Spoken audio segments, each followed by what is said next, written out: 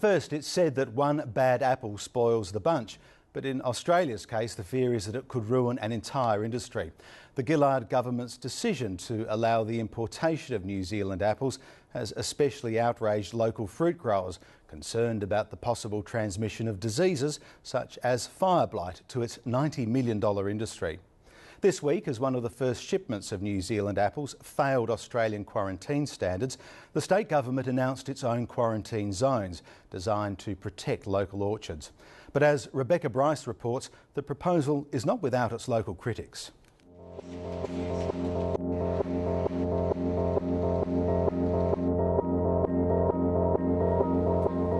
This is the fruit that's tipped the local apple cart. New Zealand imports, which South Australian growers fear could devastate their industry with the bacterial disease fire blight. We have been overwhelmed with the support that consumers have given us to this point of time. Cam Stafford's family has been growing apples in Lenswood since the 1870s. He hopes that support will extend to new rules for orchards in the hills and the southeast. I guess there'll be some difficulties for our consumers, and we certainly don't want to upset them. I mean, after all, we want to provide them with the best service, but also for the industry that we will have some logistical issues. What I've got to do as Minister for Agriculture is to ensure that we don't lose our productive capacity, that we don't lose our orchards to this particular pernicious disease. To do that, the Minister says he'll spend $750,000 turning the orchards into quarantine zones, and people who bring in apples will risk a $315 fine. The detail is still being devised, but vast tracts are likely to be swept up in the hill zone, as this preliminary map shows. Currently extends from Williamstown to probably 15 kilometres south of the freeway and out to Birdwood. Now, discussions with industry, we're going to try and bring it back over the freeway and probably have a buffer zone of 5 to 10 kilometres. Well, I think they're a fig leaf. I think they're a fig leaf for his federal Labor colleagues. Jamie Briggs is the local federal Liberal member. He says the state government's been handed a poison apple by its federal counterparts who rushed the import approval.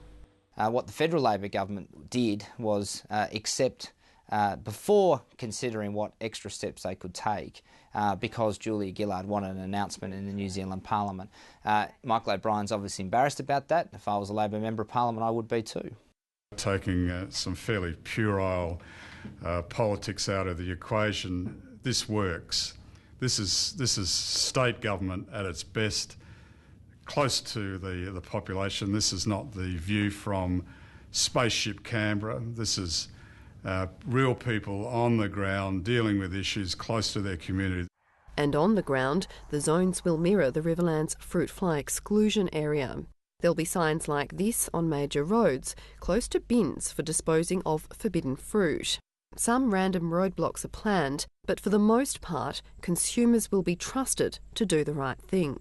There's very real questions about how is this going to work, what resources are going to be put into it. If you buy your apples at an organic shop in Stirling, will you be able to take them home to your house in Uradla? Hello. You've got some apples. I do. Fabulous. Graham Murray runs the organic market in Stirling. He has done for 23 years. We're a small shop, obviously, and we only sell certified organic apples, which are all sourced from forest range from the Schultzes and forest range orchards. When local fruit is out of season, he buys apples from Victoria. Graham Murray thinks the quarantine should extend to the whole state. He says he'll encourage his staff to educate people about the zones. We'd certainly support that, and I'm sure most shops would, we would, and I presume that the government will actually be introducing a whole education program, which will help with that. And but certainly the staff, we would be behind it 100% for sure. The minister will push for Hills apples purchased outside the zone to be allowed back in. He says they'll need stickers to identify them. This has got to be as practical as possible, with the least disruption or imposition. If we make it too difficult, people won't comply. So we've got to make it as straightforward as we can. Commercial exemptions may also be needed for fruit from other parts of the state and Australia which comes to Lenswood to be packed.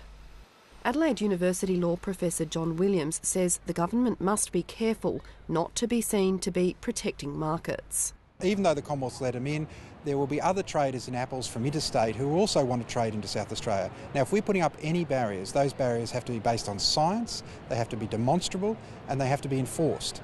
If in any way it looks like we're protecting South Australian apple producers keep their market share, that runs the risk of being unconstitutional. Ultimately, the apple zone's success will come down to consumers. Do you think it's a good idea? Yes, definitely. Why is that? Because we grow apples. And so what do you think it will do for you? For your Hopefully apples? make it survive. Very difficult to police that one, isn't it? Yeah, get the apple police out. We live right in the middle of one of those zones, so I'd probably support that because for us the orchards are part of the aesthetic beauty of where we live and that industry surviving is really important to us. Cam Stafford's confident the quarantine zones can succeed without alienating customers. Either way, he expects they'll have to get used to it. This will probably be in for the long term because we do anticipate other countries seeking to get access to our markets now. And in the case of the US, that will be fire blight, infected issues as well. And so we will need to have a vigilance for the long term. Rebecca Bryce with that report.